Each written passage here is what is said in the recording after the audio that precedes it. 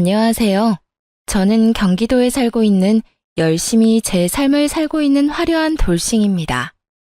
제가 이혼을 하기 전에는 주변에서 이혼을 접하게 되면 저는 안타까움, 안쓰러움을 표현하곤 했는데요. 그랬던 제가 요즘 지인들에게 이혼을 접하게 되면 잘했다고 합니다.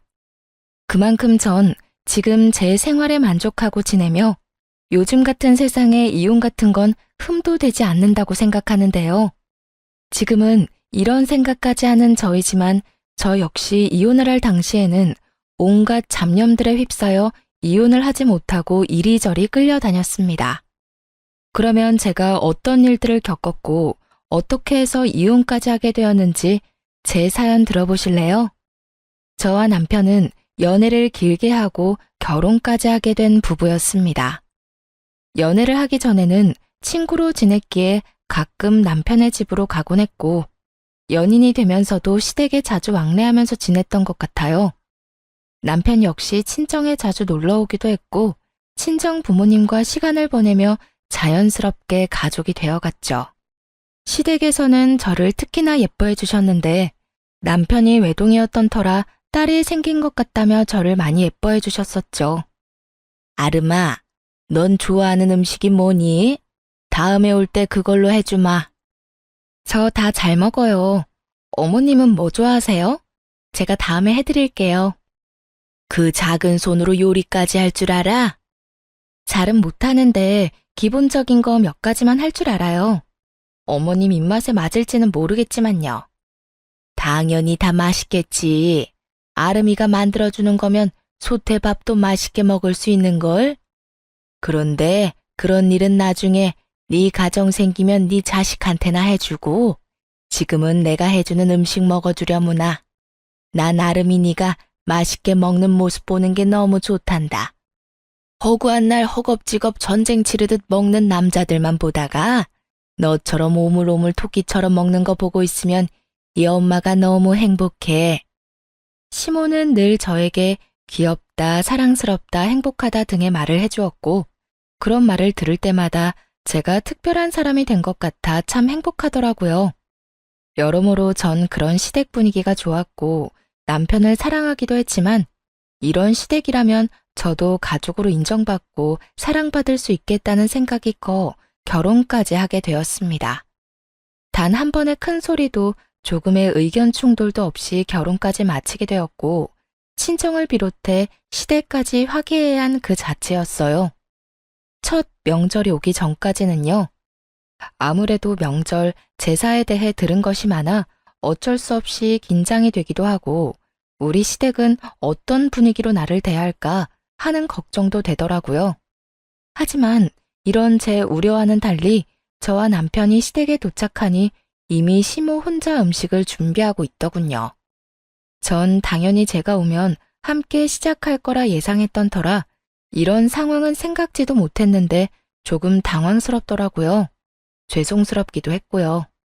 심지어 준비만 하신 게 아니라 이미 반 이상을 해놓으신 터라 전 급하게 옷을 갈아입고 나머진 제가 하겠다며 앞치마를 하고 나섰습니다. 어머님, 이제 제가 할 테니 들어가서 쉬세요. 전 당연히 제가 오면 시작하실 줄 알았는데 언제부터 하신 거예요? 죄송해요. 다음부턴 좀 더 일찍 올게요. 아니야. 늘 혼자 해왔는데 뭐. 신경 쓰지 말고 옷부터 편한 걸로 갈아입으려무나. 이미 갈아입었어요, 어머님. 그러니까 이제부터 좀 쉬세요. 저 생각보다 잘해요. 그럼 우리 며느리 잘하는 거 다 알지. 다 아는데 정말 거의 다 해서 네가 할 게 없어서 그래. 괜히 너까지 힘 빼지 말고 일단 조금 쉬어. 곧 있으면 끝이니까 뒷정리나 좀 도와다오. 그러면 제가 옆에서 전이라도 뒤집을게요. 그 정도는 하게 해주세요. 이때까진 분위기 좋았습니다. 누가 먼저라고 할 것도 없이 서로 나서 일을 하려고 했고 서로의 등을 떠밀며 조금이라도 더 쉬게 해주려고 했죠. 음식을 다 마련하고 나선 시모가 쉬는 동안 혼자 뒷정리를 빨리 끝내버리곤 빨래부터 시작해서 대청소도 다 해버렸습니다. 시모가 일을 워낙 못하게 하니 빨래 대청소를 하는데 기분이 나쁘기는커녕 뿌듯한 마음마저 들더라고요. 혼자 아침부터 고생했을 시모에게 조금이라도 도움이 되었다는 생각에서 말이죠. 이런 제 마음을 알았는지 시모는 이런 말까지 해주더군요. 어쩜 그렇게도 손이 야무질 수가 있는지. 덕분에 이번 명절엔 몸살 걸릴 일 없이 잘 지나가겠구나. 음식 준비부터 뒷정리도 잘하고 아주 집안일을 우리 아름이가 다 해준 덕에 이 엄마가 편하구나. 시모는 제 두 손을 쓰다듬으며 애정을 듬뿍 담은 말을 해주었고 사랑받고 있다는 생각이 들어 참 기쁘더라고요. 그렇게 좋은 분위기에서 명절을 보냈고 친정으로 가기 전 저희를 배웅해 주시는 시모에게 준비한 용돈 봉투를 드렸죠. 어머님, 저희 이제 가볼게요. 덕분에 많이 배우고 맛있게 먹고 잘 쉬다가 가요. 아, 그리고 어머님, 여기 용돈이요. 첫 명절이고 해서 준비했어요. 시모는 정말 생각도 못했다는 듯 놀란 눈을 하고 봉투를 보더라고요. 이걸 받아도 되나 하는 고민을 하는 시모의 손에 저는 봉투를 쥐어드렸고 시모는 감동한 듯 저를 보며 이렇게 말하더군요. 어머나, 이런 거 필요 없는데. 이래서 다들 딸 타령을 하는가 보구나. 우리 아들은 생전 이런 봉투 내미는 법이 없었는데. 에이, 엄마, 생신 때 용돈 드렸잖아요. 생일마저 입 닦으면 네가 아들이야? 그건 당연한 거야. 어찌되었든 아가, 고맙다. 내가 잘 쓰마. 여기까지도 좋았습니다. 그런데 봉투를 확인한 시모가 불현듯 이런 말을 하더라고요. 미세하게 굳은 표정을 지어 보이면서요. 그런데 혹시 너희 친정에도 명절이라고 봉투 준비했니? 전쟁의 시작과도 같은 질문이었습니다. 시모는 살짝 굳은 표정으로 저에게 물어왔고 시모의 의중을 알 수 없었던 저는 있는 사실 그대로 대답했어요. 굳이 숨길 필요도 없었고 차별을 두어 준비를 했던 것도 아니었으니까요. 네, 친정도 봉투로 준비했어요. 저는 매년 친정에 용돈 드렸었거든요. 그래서 올해도 마찬가지로 준비했어요. 그 순간 시모의 표정이 걷잡을 수 없이 굳어지며 완전히 다른 사람처럼 저에게 따지듯 닥달을 하더라고요. 그런 법이 어디 있니? 이제 시집 왔으면 친정을 챙길 필요 없지 않니? 넌 이제 우리 집 사람인데 왜 친정까지 챙기는지 모르겠구나. 애 없을 때 한 푼이라도 더 모을 생각을 해야지. 이제 보니 우리 아름이가 다 좋은데 돈 쓰는 씀씀이가 좀 해픈 것 같네. 너희 돈 관리는 누가 하니? 네가 하고 있으면 우리 아들한테 맡겨. 알겠지? 그리고 용돈 같은 건 앞으로 친정에 주지 말고 다 너희 생각해서 하는 말이야. 과연 내가 알던 시모가 맞는지 의문이 다 들더군요. 어떻게 돈 앞에서 사람이 이렇게까지 이중적인 면모를 드러내다니요? 얼마나 충격적이었으면 말문이 막히는 것은 물론이고 기분이 나쁘다는 생각조차 들지 않았어요. 제가 아무 말도 하지 않고 있자 제 눈치를 살피던 남편이 입을 떼더라고요. 에이, 엄마, 그런 건 우리가 알아서 할게. 자, 우리도 이만 가봐야겠다. 우리는 갈 테니 푹 쉬어요. 그렇게 남편의 손에 이끌려 친정에 가게 되었고 저는 친정에서 어떻게 지냈는지도 모를 만큼 넋이 나가 있는 상태였죠. 모든 일정을 끝내고 집으로 돌아오자 그제야 제가 무슨 말을 듣고도 말 한마디 하지 못한 건지 자각이 되더라고요. 그와 동시에 화가 올라왔고요. 여보, 혹시 나 당신이랑 사는 동안엔 우리 집에 용돈도 주면 안 되는 거야? 갑자기 그게 무슨 말이야? 아, 엄마가 한 말 때문에 그래? 그 말을 뭘 신경 쓰고 그래. 그냥 그런가 보다 하고 신경 쓰지 마. 엄마한텐 알겠다 하고 우린 우리가 하고 싶은 대로 하면 돼. 아무리 그렇게 하면 된다고 해도 나 어머님 말씀 기분이 너무 나빠. 어떻게 그렇게 말씀하실 수가 있어? 시집온 딸은 자식도 아니야? 뭘 그런 말을 곱씹고 있어. 괜히 당신 기분만 나쁘게. 워낙 옛날 분이라 그래. 그런 부분에선 아무리 설득하고 타협하려고 해도 도무지 안 되더라고. 그러니까 당신도 그냥 들어도 못 들었다고 생각하고 지내줘. 응? 그거 말고는 다 당신 편하게 맞춰주시잖아. 아무리 그래도 기분이 상하는 걸 어떻게 해. 내가 앞으로 그런 말 나올 것 같으면 한 발 앞서 막아주도록 노력할 테니까 기분 풀고 좀 쉬자. 당신도 지금 피곤해서 예민해져 있어. 응? 남편은 제 기분을 풀어주려 노력했고, 저는 기분은 상했지만 그냥 넘어가기로 했습니다. 남편의 말대로 딱 그 부분만 아니면 시모는 꽤 괜찮은 시모라 생각했으니까요. 그 딱 한 가지가 결국 저를 이혼까지 몰고 가게 될 줄은 그땐 몰랐습니다. 몇 번의 명절이 지나고 도무지 적응되지 않을 것만 같던 시모의 고지식한 면모도 적응이 되더라고요. 남편이 당부한 대로 앞에선 그저 네라고 답하고 뒤로는 친정을 챙기면 그만이었으니까요. 처음엔 그렇게 행동하는 저 자신이 싫었는데 어떤 면에선 그렇게 행동하는 것이 괜한 불화를 일으키지도 않고 얼굴을 붉힐 일도 없으니 현명한 며느리로서의 태도란 생각이 들기도 했습니다. 그러던 와중 친정아빠의 생신이 되었고 전 매번 시댁 어른들의 생신상만 차려들었던 것이 마음에 걸리더라고요. 그동안 부모님 생신상 한번 제대로 챙겨드리지 못한 것이 죄송한 마음이 들어 이번 생신은 집에서 대접해 드리기로 했죠. 엄마, 이번 아빠 생신상 내가 차려드릴 테니 시간 맞춰서 우리 집으로 와. 내가 입이 떡 벌어지게 한 상 차려드릴 테니까. 어머, 웬일이라니? 웬일은 무슨? 딸이 시집 가더니 철든 거지 뭐. 매번 시부모님들 생신상 차리면서 아빠 엄마 생각 많이 했었어. 딸이 돼서 제대로 된 생신상 한번 안 차려주고 시집 온 게 내심 죄송스럽기도 했고.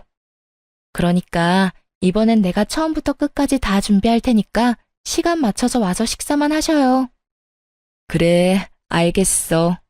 네 아빠 또 울겠구먼. 그렇지 않아도 딸이라면 넘어가는 양반인데 그런 딸이 차린 생신상이라고 하면 눈물이 앞을 가려 밥이나 제대로 드실 수 있으려나 모르겠다. 어찌되었든 신경 써줘서 고마워, 딸. 덕분에 아빠 행복하겠네. 엄마와의 통화를 마치고 나니 더욱 죄송한 마음이 들더라고요. 이렇게 기뻐해 주실 줄 알았다면 진작 모셨을 텐데 하는 마음에서요. 전 더욱 생신 준비에 박차를 가했고 전날 장보기를 마치고 당일 아침부터 일어나 생신상을 준비했어요. 아침 일찍 일어나 남편 출근시키고 생신상 준비를 하는데 시모에게 전화가 오더라고요. 평소에도 통화는 자주 하던 터라 전 아무 생각도 의심도 없이 그 전화를 받게 되었습니다. 아름아, 우리 아들이 그러는데 오늘 사돈어른 생신 너희 집에서 한다며? 그 순간 정말 할 수만 있다면 남편 입을 찢어버리고 싶은 심정이었어요. 평소 시모가 어떤 사상을 가지고 있는 줄 알면서 그런 말을 전하는 것이 제정신 박힌 사람이 할 수 있는 일인가 싶더군요. 네, 밖에서 외식하는 것도 부담스럽고 해서 집에서 모시려고요. 좋은 변명이었다고 생각한 저와는 달리 시모는 제 생각보다 더 대단한 사람이더군요. 제 말에 이런 말을 했으니까요. 외식을 할 필요가 뭐가 있어.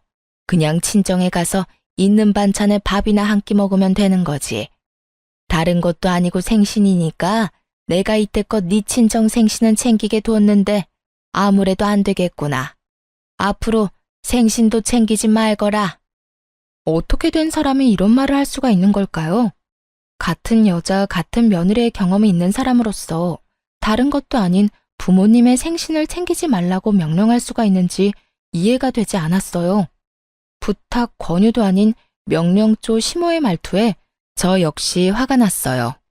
네? 아무리 그래도 생신은 챙겨야죠. 생신 챙긴다면서 괜한 낭비하니까 그렇지. 오늘도 봐라.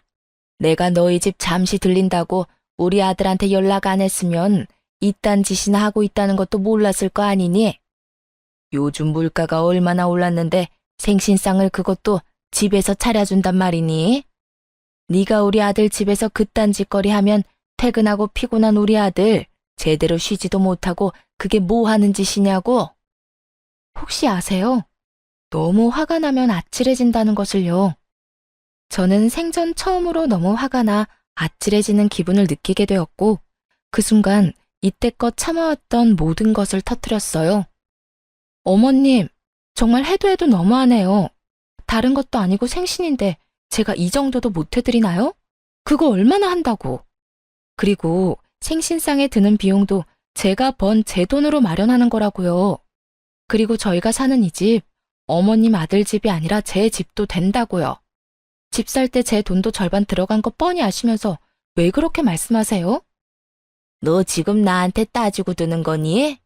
다 너 잘 되라고 하는 말인데 네가 이런 식으로 나오면 나 정말 섭섭하다. 너 잘 되라고 하는 말, 그 말이 전 그렇게 싫더라고요. 정말 제가 그리고 저희가 잘 되길 바란다면 이런 식의 강요는 아니지 않나요?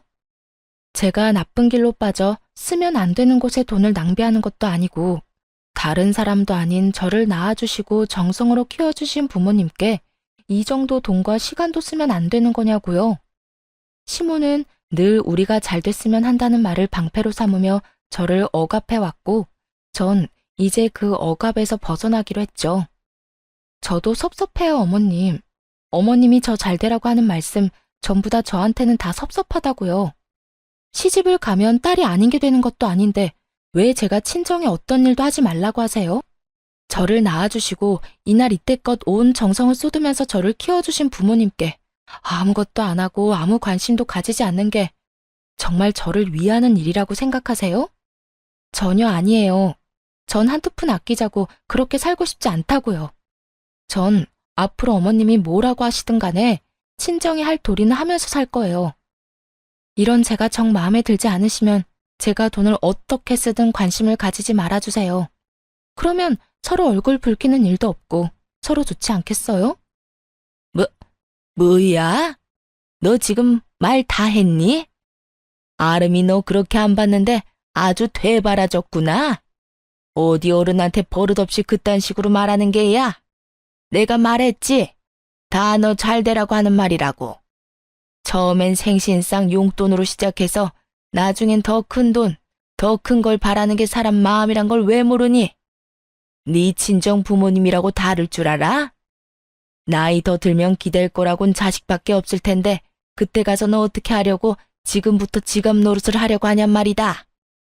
저희 부부가 진짜 누구의 지갑 노릇을 하고 있는데 이딴 말을 하는지 모르겠더라고요. 시모는 친정에는 용돈도 주지 말라고 하며 달마다 저희에게 용돈을 받아 쓰는 것도 모자라 병원도 회사 다니는 저를 꼭 데리고 다니며 그 병원비조차도 저에게 다 내라고 하는 사람이었습니다. 그런 사람이 저딴 말이나 하니 퍽이나 진정성 있어 보이더라고요. 제발 그 말 좀 하지 마세요. 다 저 잘 되라고 한다는 그 말이요. 그게 어떻게 제가 잘 되라고 하는 말이에요? 그리고 지갑이요? 그런 식으로 따지면 저희가 어머님께 매달 드리는 용돈부터 각종 병원비까지 더는 도움을 드리면 안 되겠네요. 어머님 역시 이제 기댈 거라곤 외동아들 하나뿐일 텐데 사람 마음 모르는 거라고 저희한테 더 큰 걸 바라면 어떻게 해요? 그걸 말이라고 하니? 친정하고 시댁이 같니? 내가 누누이 말하지 않았니? 시집 오면 넌 친정 사람이 아니라 우리 시집안 사람이라고. 넌 이제 우리 가족인데 가족인 날 돕는 건 당연하지. 저한테는 그 모든 게 당연하지 않으니까 그렇게 살고 싶으신 어머님이나 친정 다 무시하면서 잘 사시고요. 저한테 더는 강요하지 마세요. 저 이만 끊을게요. 더 이야기 나누다간 정말 어머님하고 사이 틀어질까봐 겁나네요. 그러면 들어가세요. 저는 전화를 끊어버렸고 시모에게서 전화가 계속해서 왔지만 연락을 받지 않았죠. 정말 생각하면 할수록 화가 나더라고요.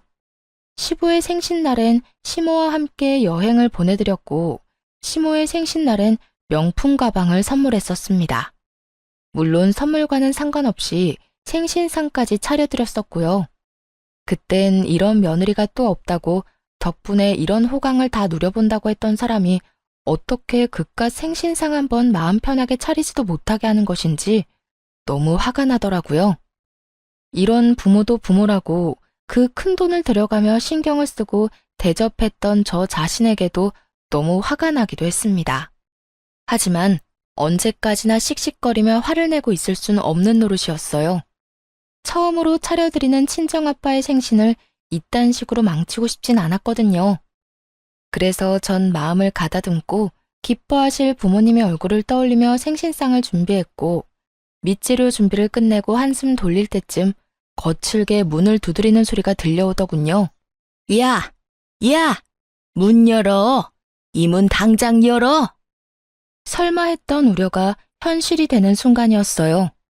화가 머리끝까지 난 시모는 집으로 들이닥쳤고, 제가 문을 열어주자마자 저를 밀치고 집으로 들어오더니 화를 내며 기껏 준비한 재료들을 다 엎어버리기 시작하더군요. 이게 무슨 짓이에요? 그만두세요. 그만하시라고요. 이거 놔라 이년아. 네가 그만하라고 하면 내가 그만할 줄 알아? 어디 건방지게 뭐? 강요하지 마. 신경을 꺼. 내가 너한테 어떻게 했는데 네가 감히 나한테 그런 식으로 명령을 해. 이 고약한 년. 내가 너 버릇을 단단히 고쳐줄 거다. 생신상? 웃기지 마.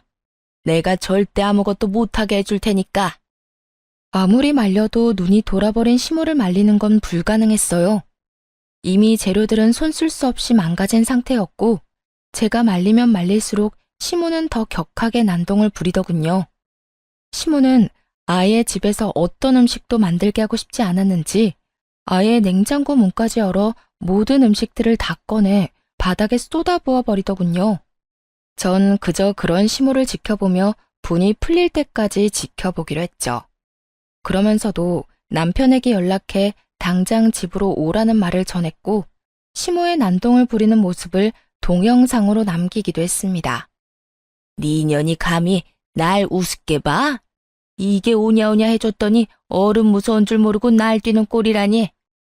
내가 이렇게까지 하는데도 네가 생신상 차려낼 수 있을지 두고 보자. 시모는 끊임없이 저를 향한 분노를 뱉어내며 난동을 부려댔고, 그 사이 집에서 가까운 회사에 다니던 남편이 집으로 불이 나게 뛰어들어오더군요. 모든 광경을 목격하게 된 남편은 많이 놀랐는지 멈칫거리며 입을 벌리더라고요. 그것도 잠시 반찬통을 들고 바닥으로 집어던지려는 시모를 가까스로 저지한 남편은 시모에게 소리를 지르며 화를 냈어요. 엄마, 이게 다 뭐야? 도대체 이게 무슨 짓이야? 이 사람이 무슨 잘못을 얼마나 했다고 이딴 짓까지 하냐고. 이거 놔라. 저 물건이 나한테 한 말 들으면 너도 내가 왜 이렇게까지 했는지 다 이해할 것이다. 저 사람이 어떤 말을 어떻게 했든 이건 아니지. 엄마가 뭐 때문에 화가 났는지 대충 알겠는데 그 어떤 이유로 얼만큼 화가 났던 간에 이건 아니야. 자신을 이해하기는커녕 저를 두둔하고 나서는 남편을 보며 시모는 더 큰 분노를 느끼는 듯했고, 그 분노의 화살은 다시 저에게로 향하더군요. 너 도대체 내 아들한테 뭐라고 했길래 내 아들이 나한테 이렇게 화를 내? 그리고 이를 데가 없어서 회사에서 열심히 일하는 사람한테 전화질을 한 게야? 너 이렇게까지 생각 없는 물건이었어? 그 순간 어떤 생각이 들었는지 아세요? 다 포기하고 싶다, 다 버리고 싶다였어요. 난장판이 되어버린 집만큼 제 마음 역시 난장판이 되어버린 상태였고, 무엇보다 이 모든 광경을 부모님께 보이면 절대로 안 된다는 생각도 들었습니다. 다른 날도 아닌 생신날 이런 광경을 보게 된다면 그런 불효도 또 없을 테니까요. 화를 낼 가치도 없는 사람에게 화를 내고 싶지도 않았어요.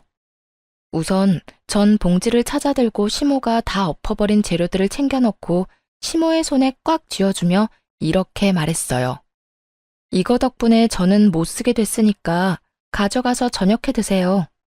어머니 말대로 요즘 물가가 장난이 아닌데 그냥 버릴 순 없으니까요.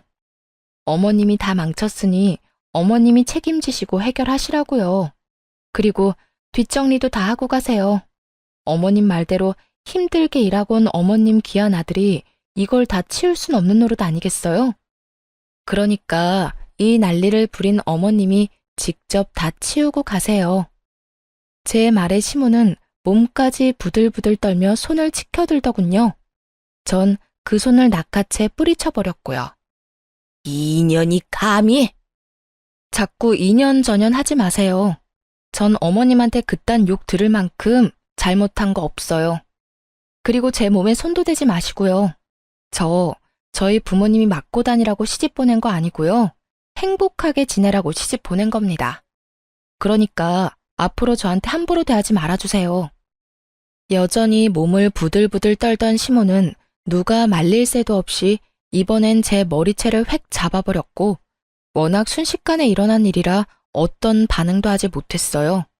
그 순간 부모님의 목소리가 들리더라고요. 연락도 없이 이렇게 일찍 와도 되는 거야? 집에 가보고 없으면 전화하면 되죠 뭐. 연락하면 분명 오지 말라고 할 게 뻔하다고요. 아무리 당신 생일상이라고 해도 어떻게 애한테 다 맡겨놓고 가만히 있어요? 나라도 가서 좀 도와야지. 그런데 왜 문이 열려있지? 얘는 겁도 없이... 어머, 이게 다 뭐야? 사돈, 뭐 하는 짓이에요? 아무래도 제가 마음에 걸렸던 부모님은 뭐라도 도울 마음에 일찍 저희 집으로 오셨고 남편이 급하게 집으로 들어오느라 문을 잠그는 것을 깜빡했던 것이었습니다. 참고로 저희 집은 디지털 자물쇠가 아닌 열쇠로 문을 열고 닫는 터라 문을 닫는다고 해도 잠기진 않는 문이었고 심지어 문을 제대로 닫지 않아 조금 열린 상태였던 거죠.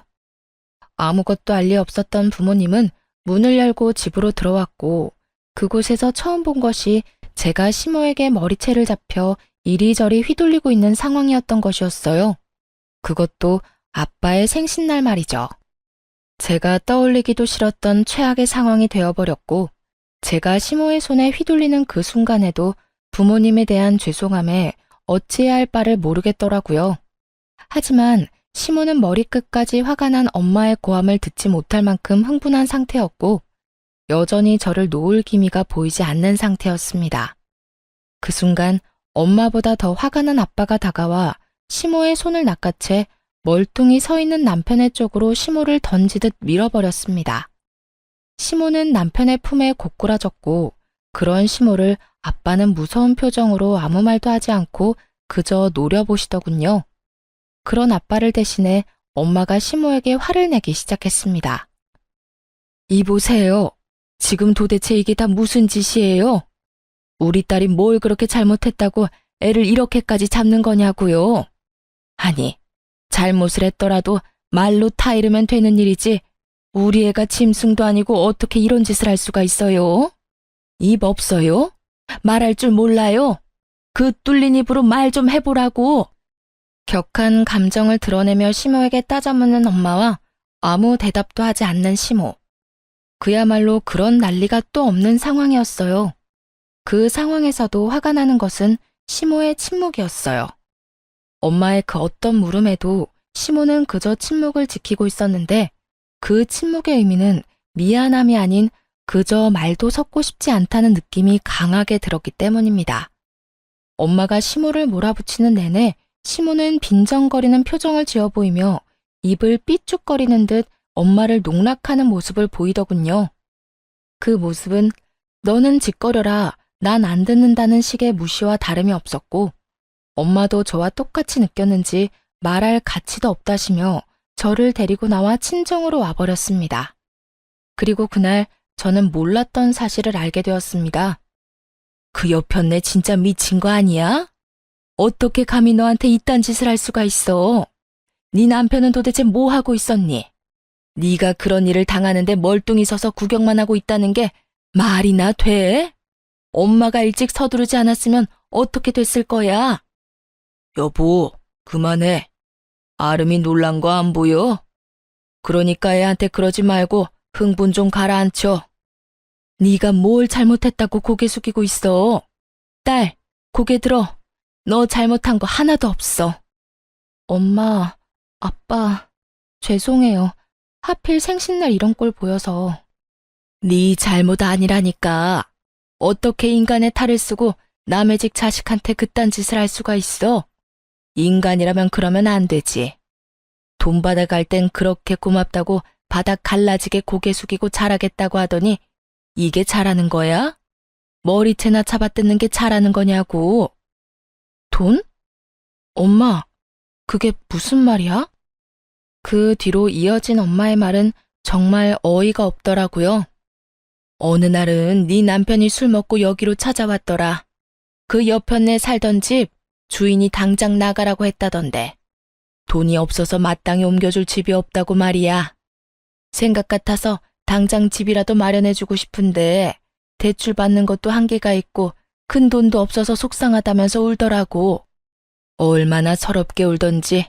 네 아빠랑 내가 신경 쓰여서 우리 노후 자금까지 내줬는데 어떻게 그런 우리한테 이딴 광경이나 보게 만들어? 그 옆편네도 그래. 우리한테 받은 돈으로 집까지 마련했으면서 어떻게 우리 딸인 너한테 그딴 짓을 해? 아니, 돈을 다 떠나서 자기 자식 귀하면 남의 자식 귀한 줄도 알아야지. 어떻게 남의 귀한 자식을 그런 식으로 대할 수가 있냐고.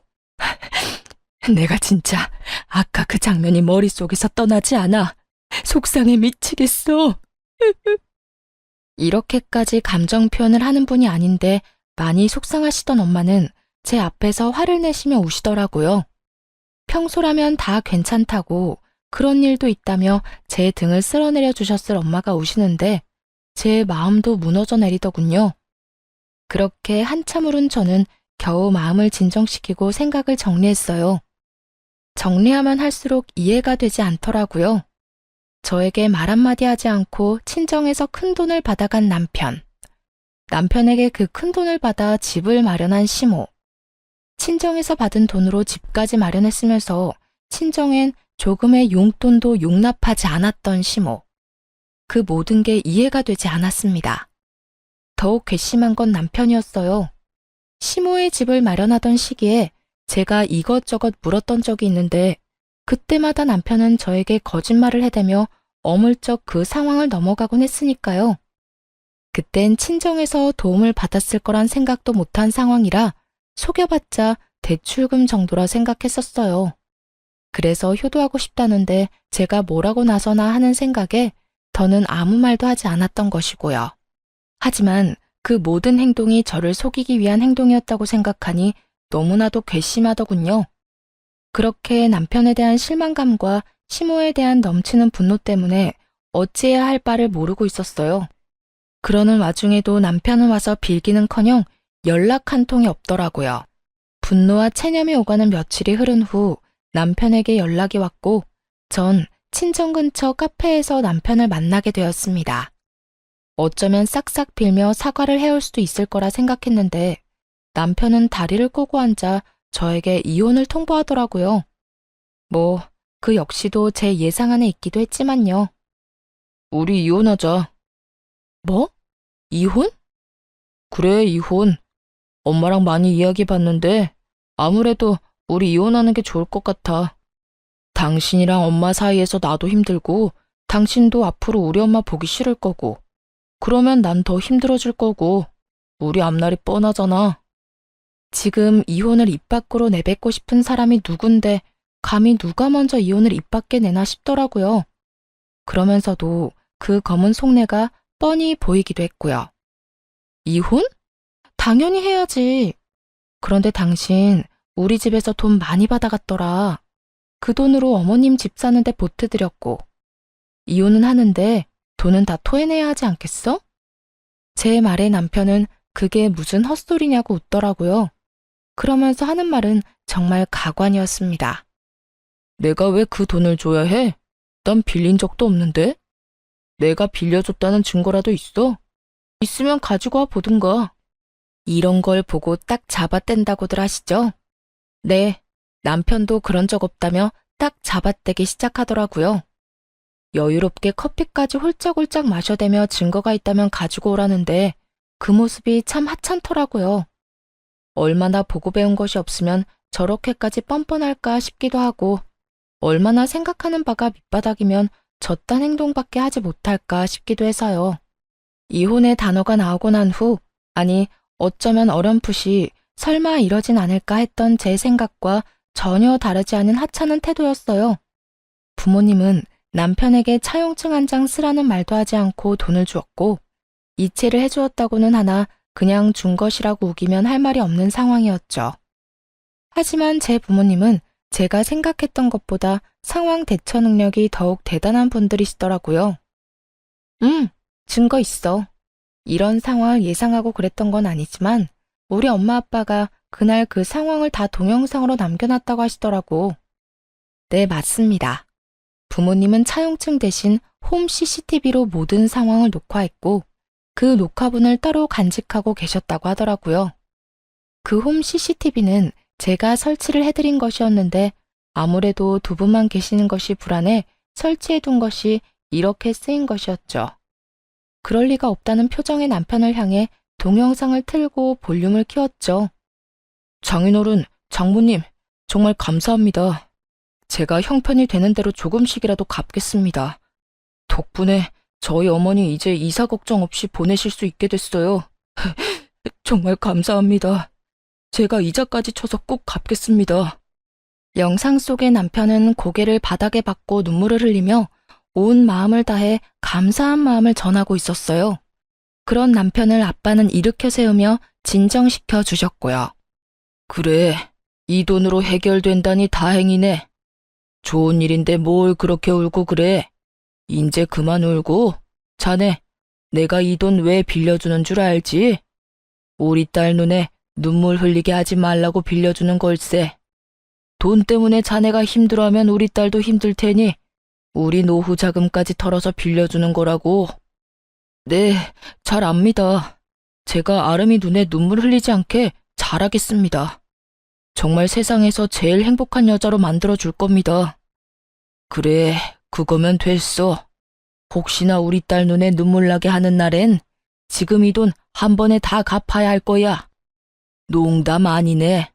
나는 다른 건 몰라도 내 딸 눈에 눈물 나는 꼴은 못 봐. 자네, 내 말 무슨 뜻인지 알지? 네, 잘 알겠습니다. 혹시나 아름이랑 제가 잘못되면 당연히 이 돈은 다 돌려드려야죠. 하지만 그런 일은 절대로 없을 테니 걱정하지 마십시오. 차용증이라도 쓰라고 하면 쓰겠습니다. 됐어. 차용증은 무슨. 그런 건 필요 없으니까 약속이나 잘 지켜. 아빠의 말처럼 차용증은 필요가 없었죠. 이렇게 버젓이 동영상이 있으니까 말이죠. 남편은 사색이 되어 저에게 아무 말도 하지 못한 채 눈만 동그랗게 치켜뜨고 있었고 전 그런 남편에게 이혼 통보를 되돌려 주었어요. 이혼하자고 했지? 뭐라고 했더라? 우리 앞날이 뻔하다고 했었나? 그렇긴 해. 우리 앞날이 너무 뻔하게 잘 보여서 나도 더는 당신이랑 못 살겠다. 이렇게 이혼할 거 이때까지 왜 참고 살았나 모르겠어. 어찌되었든 위자료 청구는 할 거니까 준비해놔. 당신 포함해서 당신 엄마한테도 소장 갈 거니까 참고하고. 그러면 법원에서 봐. 할 말을 다 한 제가 자리에서 일어나려고 하자 손바닥 뒤집듯 태도를 180도 바꿔버린 남편놈이 제일 가벼운 무릎부터 꿇더라고요. 여보, 잠시만. 정말 이혼하자는 말이 아니었어. 그런 뜻이 아니었다고. 내 말 좀 들어봐. 들을 말이 뭐가 있어. 네가 뭘 생각하는지, 어떤 생각으로 나한테 이혼까지 하자고 하는지 누구보다 더 잘 알고 있는 게 난데. 돈 빌려갈 때는 목이 부러지라 조아리면서 다 갚는다고 호언장담을 하더니 뭐? 빌린 적이 없어? 이 영상 없었으면 너 끝까지 그런 적 없다면서 이혼하자고 난리를 부렸겠지? 내 말이 틀려? 됐어. 너 같은 인간 쓰레기를 무슨 말을 더 하겠니? 난 이제 너한테 듣고 싶은 말도 전혀 없고 더는 너 같은 인간한테 하고 싶은 말도 없어. 아니야, 그런 게 아니라고. 난 그저 내가 이혼하자고 하면 당신이 숙이고 들어올 줄 알고 그런 거였어. 그리고 돈은 당신이 막 몰아붙이니까 나도 순간 짜증이 나서 아무 말이나 짓거린 거야. 아, 진짜 구질구질하다. 변명을 하려거든 제대로나 해. 되지도 않는 변명으로 그렇지 않아도 폭발 직전인 사람 더 열받게 하지 말고. 변명이 아니라 진심이야.